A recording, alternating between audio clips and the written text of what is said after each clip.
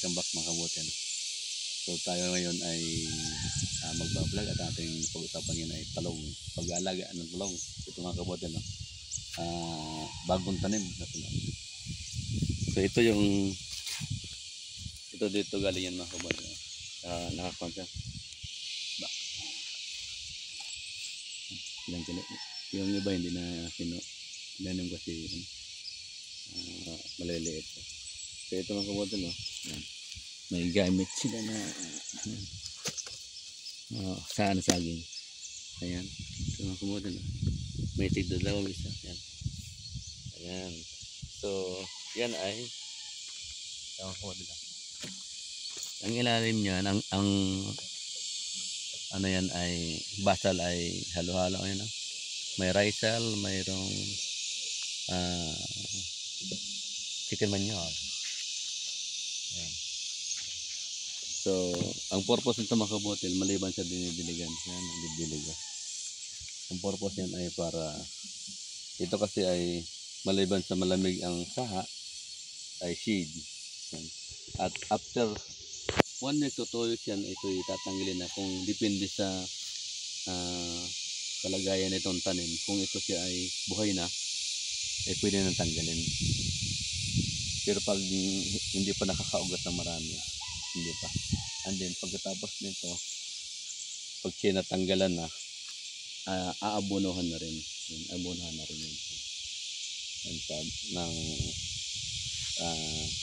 14-14. So yan mga kabutin, simple lang ang pag-alaga ng talong. Ang talong kasi maraming pakinabang eh. So pagkatapos nun, pag lumaki na ito, ay ito yung sunod mga kabutin, no?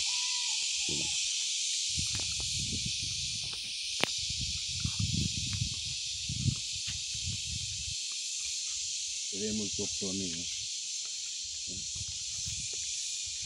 Pruning, ito gamot, no? Ito ay top pruning yan, no? Ito yung ang dami siya, no? Ano to, top pruning?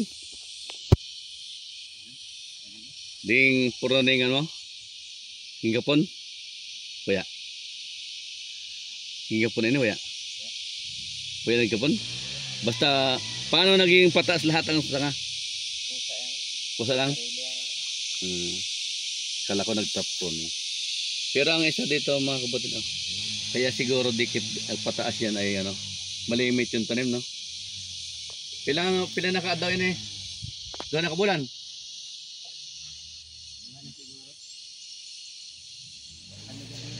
Kaya magabi lang. Ang sunod ba? Ha? Ito? 30 days? Oo. Ha? Tatlong abono?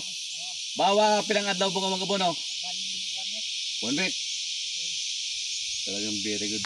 Tama nga sabi ko eh, 1 month lang ito eh. Ambay ni ulo ay kan. Doon nakabulan ito, no? Ngayon ko yara kang paliwanag. Sige mo yan.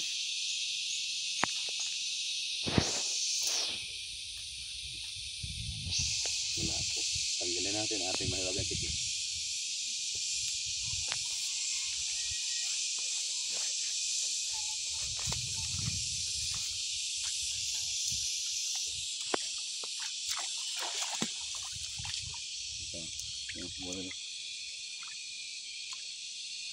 Ayan, pinagtatanggalan na ng dahon. Ayan, pinagtatanggalan ng dahon. Ano ni pitsay? Oo. Iba ng pitsay mo ah.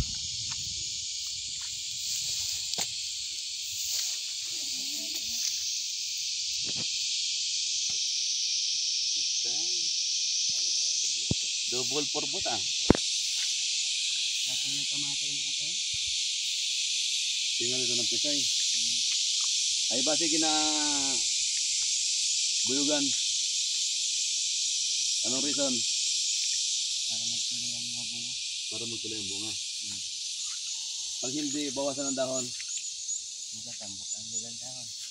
Ang dahon lang ang mga kwan. Yan ang purpose. Kaya ginugupitan para yung konsentrasyon ng abono ay nasa bunga na. Yun. Yun ang paliwanag. Para ang dahon, hindi lang sa dahon, ang dahon ang makikinabang ng vitamin. May balikin ninyo ay simula kayo. Ayun na ang okra. Punta sa bebe na. Magkadungan na. Magkasabay ba ng mulaki ng okra? Magkasabay ang ulit na sir. Ito lang, uli-uli yung okra nito.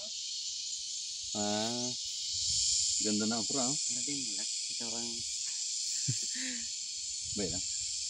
Tapos kalbuhan mo naman eh. Sige na, tuloy na ang kwan. Sige na. Mahambay naman si Ulo. Kaya istorbo ko lang kuno ang mga trabahador ko ah. Tambok mong tayong anang okra ah.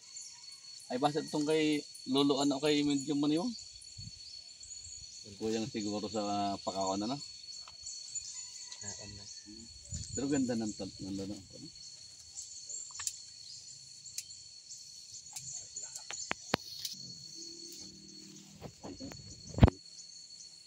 Yung naman kabuti lang. Ito yung mga namungunga na.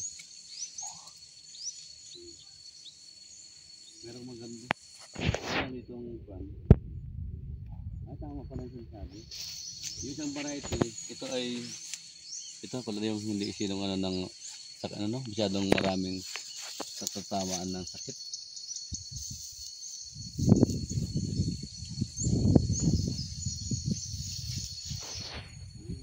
Pala yung pan, ibang variety. Yung kaninang pinakita namin mga kabotel, yun ay Floripeca ba yun? Ito ay Calixto ata.